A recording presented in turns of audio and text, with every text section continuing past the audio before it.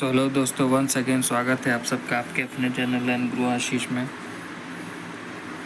Guys, हम लोग अभी रेलवे के एग्ज़ाम को लेकर के साइंस के जितने भी प्रीवियस ईयर क्वेश्चन हैं, जो भी इम्पोर्टेंट क्वेश्चन हैं जो कि एग्ज़ाम में पूछे जा सकते हैं, तो वो सबको हम लोग करा रहे हैं इस चैनल पे। तो आप हमारे चैनल को सब्सक्राइब कर लें। जो कोई भी न्यू है चैनल को सब्सक्राइब कर लें और पूरा वीडियो देखिए। प्रीवियस में भी काफ़ी साइंस के वीडियोस अपलोडेड हो चुके हैं, काफ़ी सारे वीडियो अपलोड हैं और करंट अफेयर्स के भी वीडियो अपलोड हैं। जनवरी, फेब, मार्च और अप्रैल मंथ के day by day current affairs के वीडियो अपलोड हैं। सो आप जा कर के विज़िट करके देख लीजिए, ठीक है। और गाइस, ऐसे ही अपडेटेड करंट अफेयर्स साइंस के important question, previous year question देखने के लिए हमारे चैनल लर्न गुरु आशीष को सब्सक्राइब कर लें। और अगर आप चाहते हैं कि जो भी वीडियो न्यू अपलोड हो उसका नोटिफिकेशन मिल जाए तो बेल आइकन भी दबा दें। और अगर आपको हमारा वीडियो मेहनत अच्छा लगता है तो एक लाइक ज़रूर करिए। और अगर आप कुछ सुझाव देना चाहते हैं तो कमेंट के माध्यम से हमें बताएं, ठीक है। तो चलिए गाइस, स्टार्ट करते हैं अपने पहले क्वेश्चन से। क्वेश्चन नंबर 1 है, निम्न में से कौन सा एंजाइम अग्नाशय द्वारा स्रावित होता है? Which of the following enzymes is secreted by the pancreas? Option A maltose, Option B lactose, Option C sucrose या Option D trypsin। अब ये पूछा जा रहा है कि पैनक्रियास के द्वारा कौन सा एंजाइम सिक्रेट किया जाता है। तो देखिए, पैनक्रियास के द्वारा 3 जो एंजाइम है वो सिक्रेट किया जाता है, वो है प्रोटीज, लाइपेज और अमाइलेज, ठीक है। ठीक है, तो याद रखिएगा कि एक तो लाइपेज होता है पैनक्रियास से, एक होता है अमाइलेज, ठीक है, और एक होता है ट्रिप्सिन, ठीक है। लाइपेज, अमाइलेज और ट्रिप्सिन, ठीक है। तो अब देखिए कि यहाँ पे इन तीनों में से कौन सा है। लाइपेज है ऑप्शन में, नहीं। अमाइलेज है ऑप्शन में, नहीं। मगर ऑप्शन डी में ट्रिप्सिन है। तो इसका सही जवाब हो जाएगा ऑप्शन नंबर डी, ट्रिप्सिन, ठीक है। तो आपको पता चल गया कि पहले का क्वेश्चन क्या हो जाएगा, ट्रिप्सिन। देखिए, यहाँ पे इमेज के द्वारा समझिए कि सेलिवरी ग्लैंड, ठीक है। सेलिवरी ग्लैंड से कौन सा निकलता है, अमाइलेज, ठीक है। स्टमक में कौन कौन सा होता है, तो प्रोटीज होता है और हाइड्रोक्लोरिक एसिड होता है। फिर ठीक है, फिर लीवर में देखिए बाइल जूस होता है, ठीक है। फिर गॉल ब्लैडर में क्या होता है, बाइल स्टोर्ड होता है। लार्ज इंटेस्टाइन में एक्सेस वाटर जो है वो एब्जॉर्ब होता है, ठीक है। स्मॉल इंटेस्टाइन में क्या कौन कौन सा है, पेप्टिडेज है, सुक्रेज है, माल्टेज है और लैक्टेज है। और पैनक्रियाज में कौन कौन सा, प्रोटीज है, लाइपेज है, अमाइलेज है, ट्रिप्सिन है, ठीक है। तो ये आप याद रखिएगा। अब चलिए बढ़ते हैं अपने अगले क्वेश्चन की तरफ। Question number 2। दोस्तों, काफ़ी दिनों से यहाँ पे आपको बता देना चाहता हूँ कि काफ़ी दिनों से हमारे चैनल लर्न गुरु आशीष पे साइंस के, जैसे देखिए अपकमिंग एग्ज़ाम अभी रेलवे का ALP है, आपका RPF है, ये सब में साइंस से बहुत ही 20 नंबर के क्वेश्चन आएंगे। और यही काफ़ी इम्पॉर्टेंट होता है क्योंकि मैथ्स और रीजनिंग तो सबसे बन जाएगा, मगर यहाँ पे आकर के लोग फंसते हैं। और हम लोग इसी के लिए आपको प्रिपरेशन करा रहे हैं साइंस का। तो जितने भी भाई लोग नए लोग हैं, जो भी, उस चैनल को सब्सक्राइब कर दीजिए, ठीक है।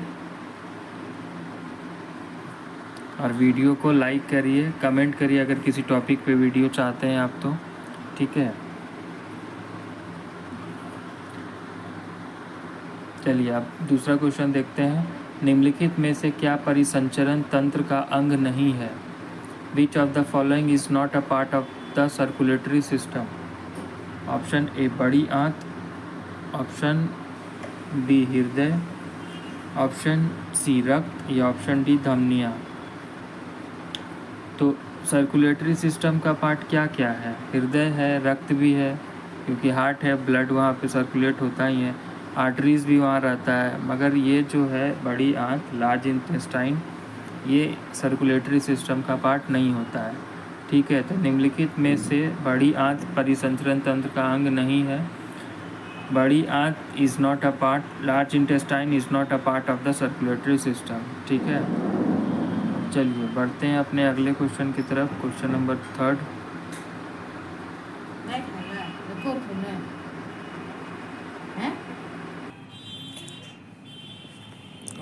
दोस्तों चलिए अब देखते हैं क्वेश्चन नंबर 3 क्या है। मानव शरीर की सबसे बड़ी धमनी कौन सी है? ठीक है, which is the largest artery in human body? Option A aorta, option B renal, option C vena cava या ऑप्शन डी पल्मोनरी। इस क्वेश्चन में बताना है कि मानव शरीर की सबसे बड़ी धमनी कौन सी है, which is the largest artery in human body. तो largest artery in human body जो है वो है आपका option number A aorta. Aorta है मानव शरीर की सबसे बड़ी धमनी। The largest artery in human body is aorta.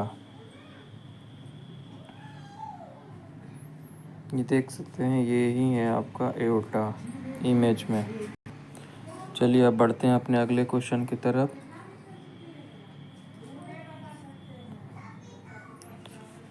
ठीक है, so the right answer of question number 3 will be option A aorta. Aorta is the largest artery in human body. मानव शरीर की सबसे बड़ी धमनी एओर्टा है। Now let's move into our next question. Question number 4. बच्चों में प्रोटीन की कमी से होने वाली बीमारी को क्या कहा जाता है? What is the disease caused by protein deficiency in children called?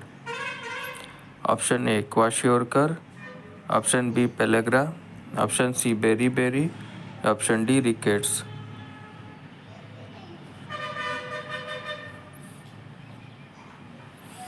The right answer of question number 4 will be option A kwashiorkor. बच्चों में प्रोटीन की कमी से होने वाली बीमारी को क्वाशियोरकर कहा जाता है। The disease caused by protein deficiency in children is called kwashiorkor. Okay, image में देख लीजिए।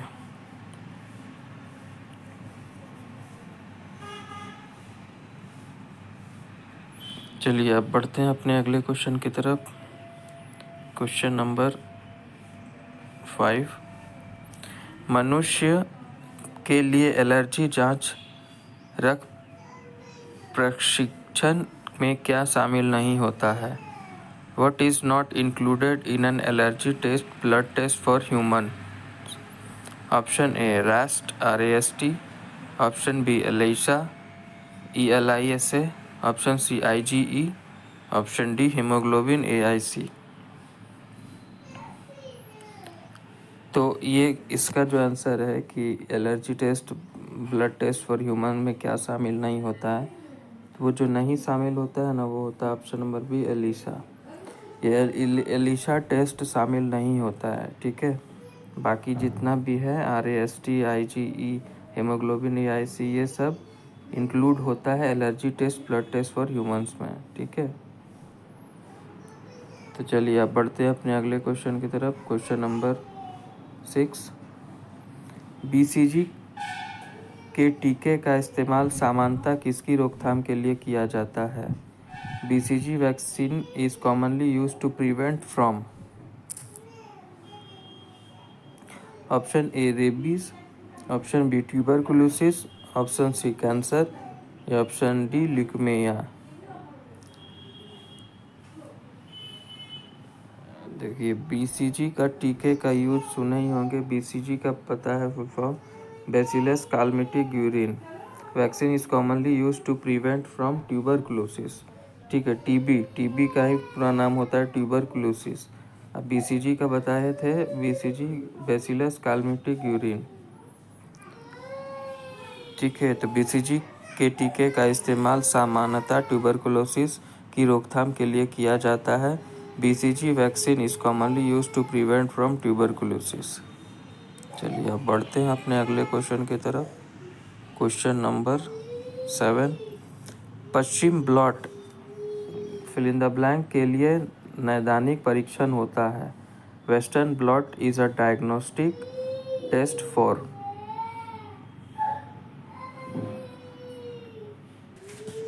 Option A plague, option B leprosy, option C HIV या ऑप्शन डी टाइफाइड।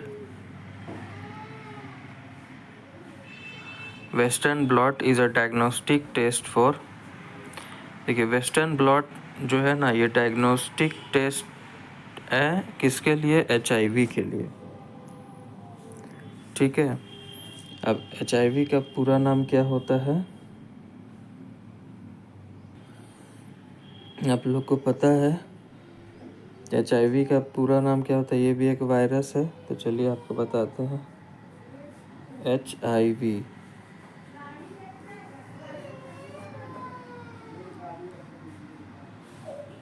वी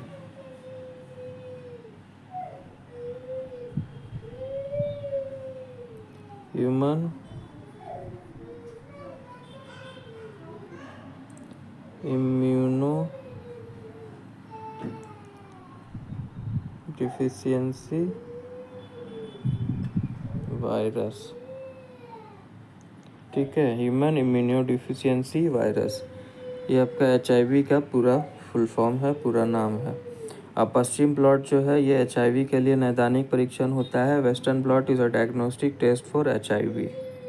ठीक है, अब चलिए बढ़ते हैं अपने अगले क्वेश्चन की तरफ। क्वेश्चन नंबर 8, स्लीप अपनेया सोते समय किससे संबंधित है? Sleep apnoea is related to which while sleeping? Option A to walk, option B to talk, option C snoring या ऑप्शन डी स्माइलिंग। अब देख के क्या लग रहा है इमेज को? वॉक तो कर नहीं रहा है, टॉक कर नहीं रहा है, स्माइल कर नहीं रहा है, तो क्या कर रहा होगा? स्नोर कर रहा होगा, स्नोरिंग कर रहा होगा। तो स्लीप अपनेया सोते समय खर्राटे, स्नोरिंग मतलब खर्राटे से संबंधित है। Sleep apnoea is related to snoring while sleeping. ठीक है, the right answer of question number 8 will be option C snoring.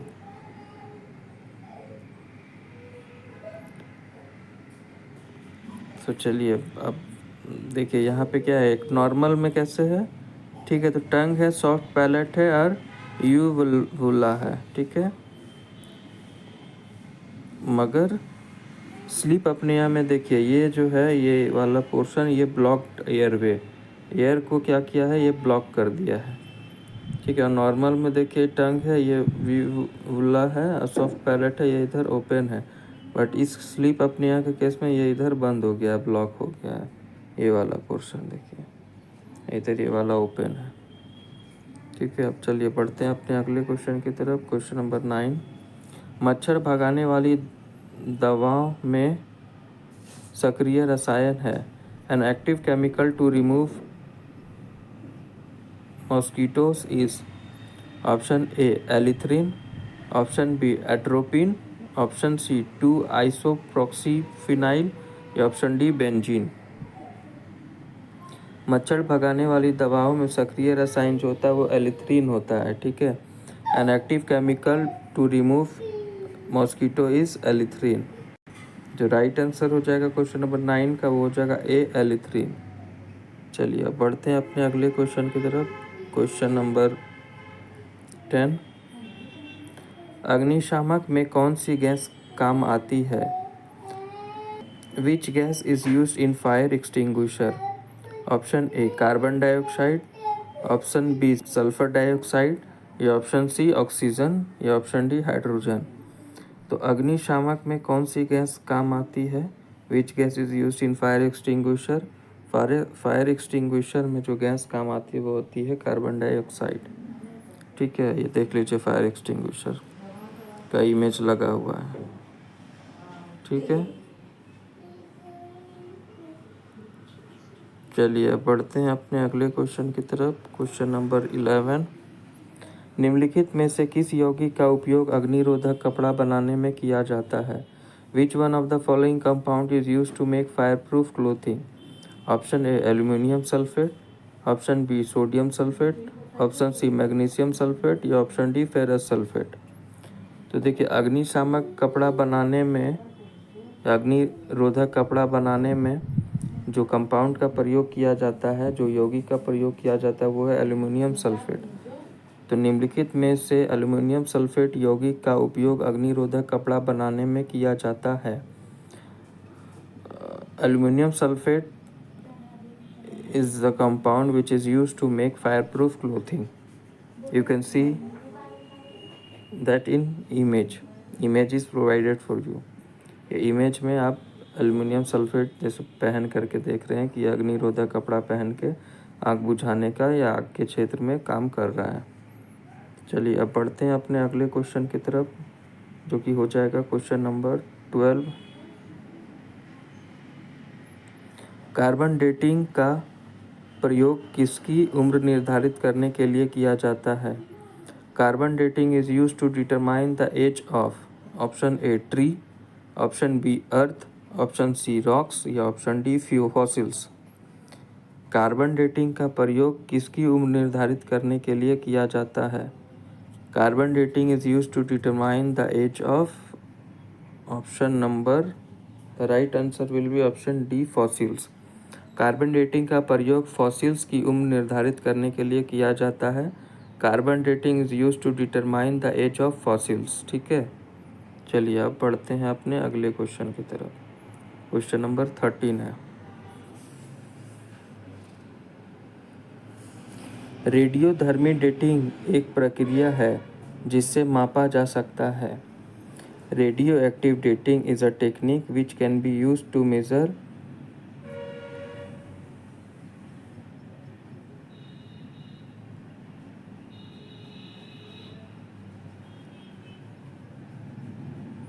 Option A the age of rocks, option B composition of rocks, option C colour of rocks, option D weight of rocks. Radioactive dating is a technique which is used to measure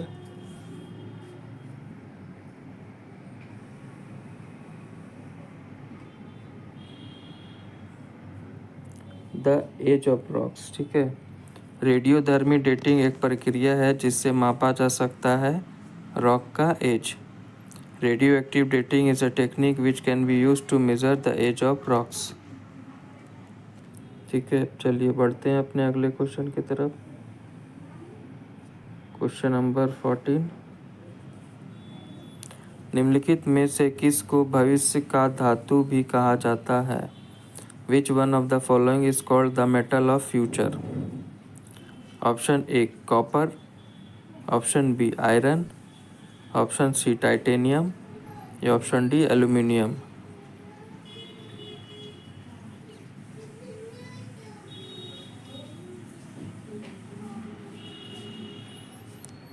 इसका सही जवाब हो जाएगा option number C titanium. निम्नलिखित में से titanium को भविष्य का धातु भी कहा जाता है। Titanium is called the metal of future. चलिए अब बढ़ते हैं अपने अगले क्वेश्चन की तरफ। क्वेश्चन नंबर 15, मूत्रालयों के पास नाक में चुभने वाली गंध का क्या कारण है? अ pungent smell often present near the urinals is due to option A sulfur dioxide, option B chlorine, option C ammonia या option D यूरिया। ये जो पंजेंट स्मेल होता है जो कि यूरिनल्स के आसपास में स्मेल करता है, वो होता है अमोनिया के कारण। ठीक है, मूत्रालयों के पास नाक में चुभने वाली गंध का कारण क्या होता है? अमोनिया। ठीक है, तो चलिए अब बढ़ते हैं अपने अगले क्वेश्चन की तरफ। क्वेश्चन नंबर 16, निम्नलिखित प्रकार के कंचों में से कौन सा एक पैरा बैगनी किरणों को विच्छेदन कर सकता है? Which one of the following types of glass can cut off ultraviolet rays? Option A Crookes glass, option B Pyrex glass, option C soda glass या ऑप्शन डी जेन ग्लास।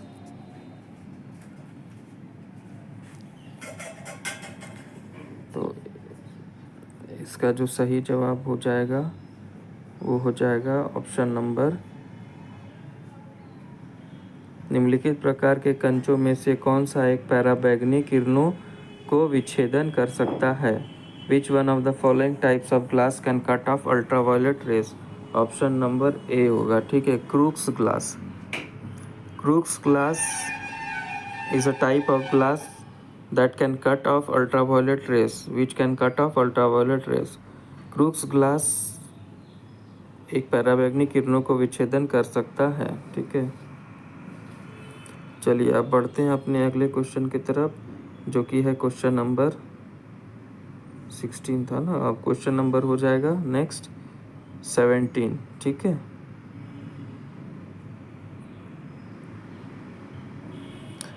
चलिए क्वेश्चन नंबर 17 है, निम्नलिखित रसायनों में से कौन सा कृत्रिम बादल बनाने के लिए प्रयुक्त किया जाता है? Which one of the following chemical is used for making artificial clouds? Option A silver iodide, option B heavy water, option C sulphur iodide या ऑप्शन डी पोटेशियम नाइट्रेट। इसका सही जवाब हो जाएगा किस का यूज़ किया जाता है, किस केमिकल का, तो सिल्वर आयोडाइड का यूज किया जाता है। Silver iodide is used for making artificial clouds.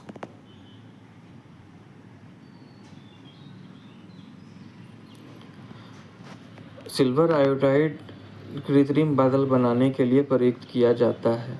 अब देखिए इसका यूज कैसे होता है, ठीक है। सिल्वर आयोडाइड तो है, मान लीजिए आपके पास है, मगर इसको कैसे आर्टिफिशियल क्लाउड बनाने के लिए यूज़ किया जाएगा? तो सिल्वर आयोडाइड जो है ना, उसको एक प्लेन में किसी चीज़ में भर के प्लेन के थ्रू ग्राउंड या फिर प्लेन से या फिर ग्राउंड बेस्ड कोई जनरेटर है उसके थ्रू इसको कहाँ पे, ऊपर बादलों के साइड ले जाया जाता है। सिल्वर आयोडाइड पार्टिकल को जो भी क्लाउड है, जो भी टारगेटेड क्लाउड है, उसके पास ले जाया जाता है, ठीक है। और सिल्वर आयोडाइड क्या करता है ना, उसके ऊपर में जा कर के, बादल के ऊपर में जाके छिड़क दिया जाता है या स्प्रे कर दिया जाता है, गिरा दिया जाता है। और सिल्वर आयोडाइड वहाँ पे क्या करता है कि आइस क्रिस्टल का फॉर्मेशन करता है, ठीक है। ये सब फॉर्मेशन करता है और फिर वही जो आइस क्रिस्टल है वो लार्ज इतना बड़ा हो जाता है कि वो फॉल करता है, गिरने लगता है और एक बर्फ़ की तरह, स्नो की तरह वो फॉर्म करता है, ठीक है। तो यही रीज़न है और इसी टेक्निक को यूज़ करके आर्टिफिशियल क्लाउड बनाया जाता है और फिर वो बारिश कराया जाता है, ठीक है। तो ये आप ध्यान रखिएगा। अभी जो दुबई वाला चर्चा आप लोगों ने सुना ही होगा कि कैसे दुबई में अचानक से ढेर सारा बारिश हो गया, बाढ़ आ गया, फ्लड आ गया। तो उसके भी पीछे यही कारण बताया जा रहा है कि प्रकृति से छेड़छाड़ किया गया, ये क्लाउड सीडिंग का वर्क यूज़ करके ये बारिश करवाया गया, रेन करवाया गया। हालांकि इसके दुबई के तरफ से कोई पुष्टि अभी तक नहीं की गई, मगर लोगों का यही कहना है कि इस टेक्निक को यूज़ करके वो बारिश कराया गया आर्टिफिशियल क्लाउड बना करके। तो अभी आपके लिए ये जानना ज़रूरी है कि विच one of the following chemical is use for making artificial cloud? So silver iodide is the chemical use for making artificial cloud. निम्नलिखित रसायनों में से कौन सा कृत्रिम बादल बनाने के लिए प्रयुक्त किया जाता है? तो सिल्वर आयोडाइड जो है वो एक रसायन है जो कि कृत्रिम बादल बनाने के लिए प्रयुक्त किया जाता है, ठीक है।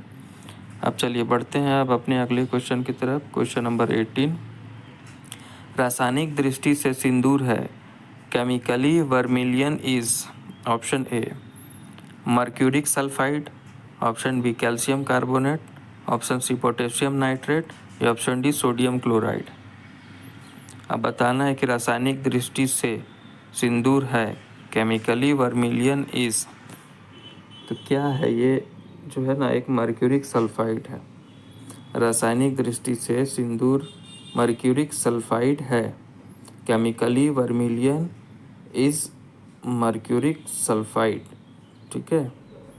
The right answer of question number 18 will be option number A mercuric sulphide. चलिए आप बढ़ते हैं अपने अगले क्वेश्चन की तरफ, जो कि है क्वेश्चन नंबर 19। लाल स्याही बनाई जाती है। Red ink is made from. Option A phenol, option B aniline, option C Congo red या ऑप्शन डी इयोसिन। लाल स्याही बनाई जाती है फिनॉल से, एनिलाइन से, कॉन्गो रेड से या इयोसिन से। तो देखिए लाल स्याही जो बनाई जाती है वो बनाई जाती है इयोसिन से, ठीक है। The right answer of question number 19 will be option number D eosin. लाल स्याही बनाई जाती है इयोसिन से। Red ink is made from eosin, ठीक है, याद रखिएगा। चलिए आप बढ़ते हैं अपने अगले क्वेश्चन की तरफ। क्वेश्चन नंबर 20, निम्नलिखित में से कौन सा रंग सोडियम क्रोमेट द्वारा पूर्ण होता है?